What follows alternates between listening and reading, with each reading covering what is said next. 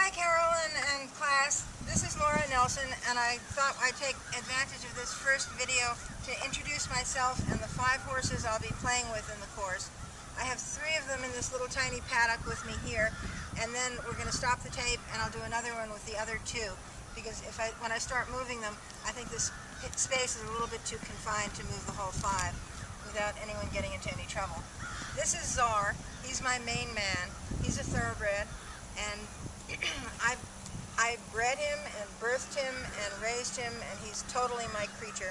We've been together since before he was born, and he's the guy I do the most advanced stuff with.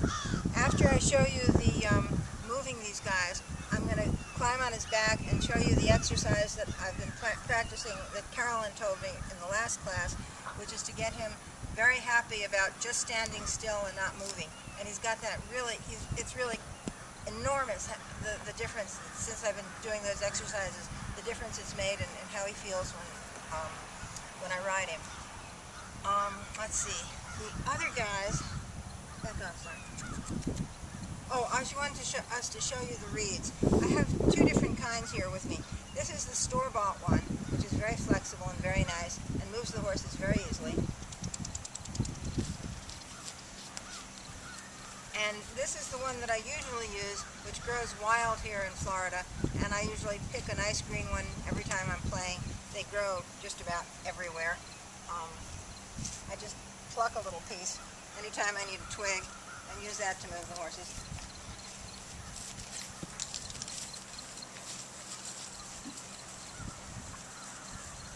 Come back. Yes, I know that. This horse over here, or mule, is Colonel Mosby. He was a rescue. And, Zara, you can get out of the way, please. Colonel Mosby is not happy about sticks, and in general not happy about life. He was fairly badly abused. He had big sores on his withers. You can see that when it healed, the hair still stands up. And he had sores on the corner of his mouth, and he was shod with these little pony shoes that only came halfway down the bars of his front feet.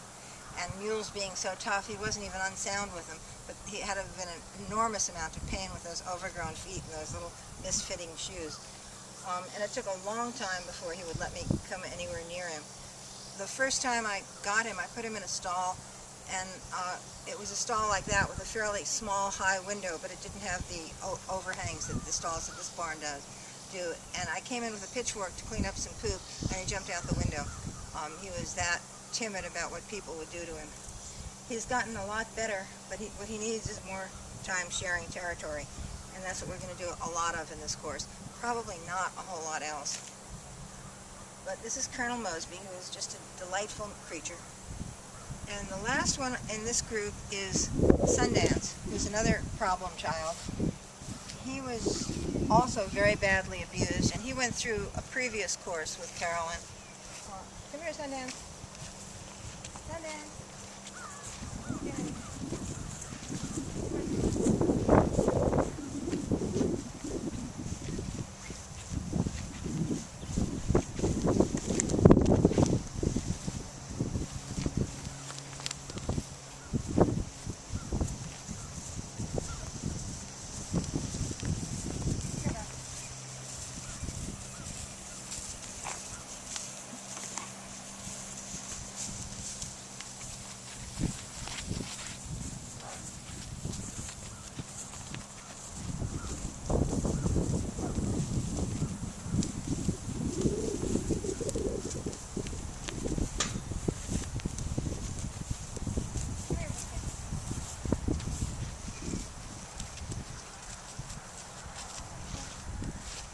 Why don't you go away?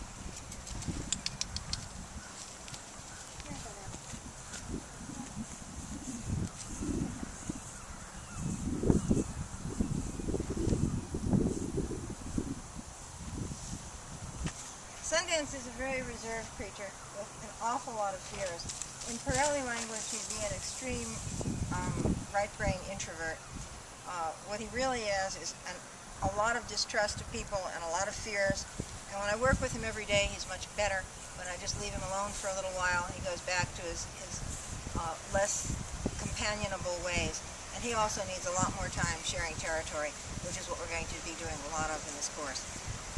The other thing I wanted to show you before I change groups of horses is how nicely Czar stands when I just sit on his back.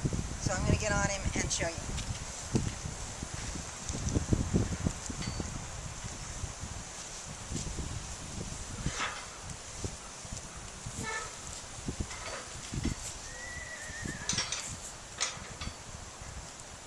That piece is going to take my weight. I'll use it over here.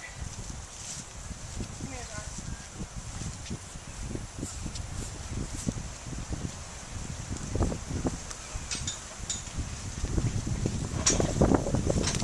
Dorothy, come here.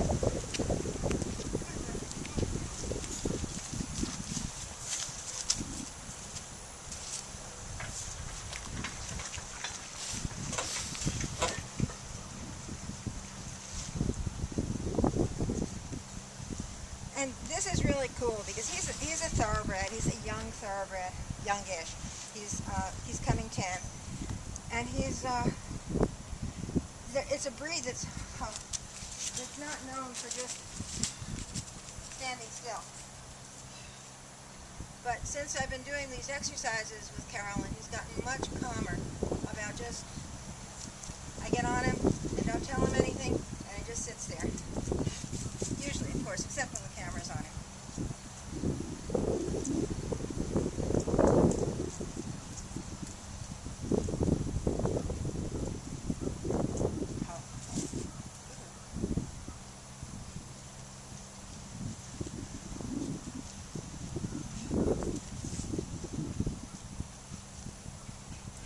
Well, you know, it's always when you're showing off that they don't give you what you want. Last night when I climbed on him and did it, he just stood like a rock for a count of 20. Oh.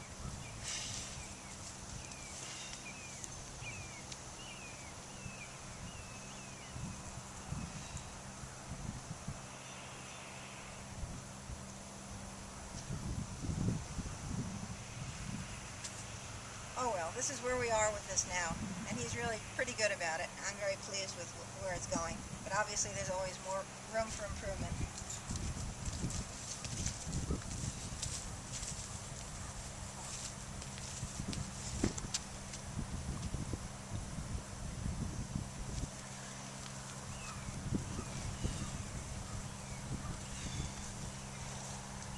Now usually when I ride him bridleless, I use a neck rope. So riding him without the neck rope is a bit of a change for both of us.